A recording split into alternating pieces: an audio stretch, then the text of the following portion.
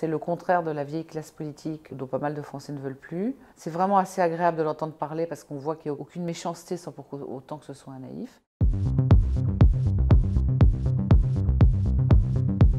Pourquoi pas, mais pourquoi? Grands effets de cette élection, c'est changer le climat psychologique et politique. Villani, c'est le macroniste pur. Autant il pouvait apparaître comme un repoussoir anti-Griveaux, autant c'est plus difficile face à Agnès Buzyn.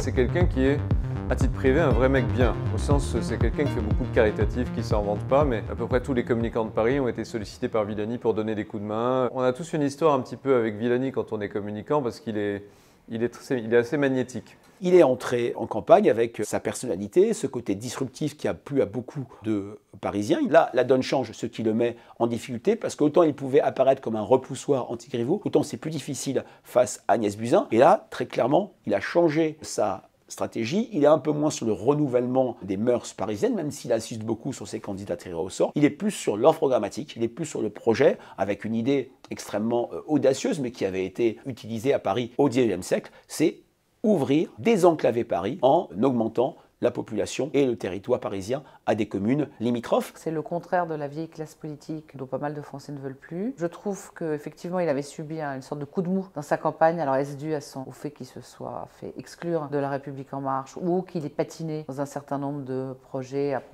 de propositions. C'est-à-dire qu'il a été flou sur le logement, qu'on les trouvait un peu trop professeur Nimbus. Mais j'ai trouvé que dans le débat, il avait conservé ses atouts, une forme de fraîcheur, d'innovation, de nouveauté, d'envie, d'allant, d'énergie, nulle agressivité. C'est vraiment assez agréable de l'entendre parler parce qu'on voit qu'il n'y a aucune méchanceté sans pour autant que ce soit un naïf. Manifestement, il s'est un peu professionnalisé et crédibilisé, probablement de nature à enrayer l'espèce de chute qu'il avait dans les sondages. Ce qui a été raté, c'est son entrée en campagne dans un café où visiblement il n'était pas prêt. Il y a eu cette espèce de double take où il s'est regardé en train d'agir et il s'est fait peur à lui-même. Ça l'a beaucoup discrédité parce que d'emblée, ça posait une équation un peu étrange. Au fond, c'est tous les paradoxes de la Macronie. C'est-à-dire que Villani, c'est le macroniste pur. C'est un type qui est brillant dans son domaine, dans la société civile, qui sait prendre politique, qui se lance en politique, parce que Macron et En Marche le permettent. Il suit tellement le modèle qu'il finit par se retourner contre Macron. Il est tellement hors cadre, même pour La République En Marche, que ça ne fonctionne pas, ça n'adhère pas. Pourquoi pas, mais pourquoi?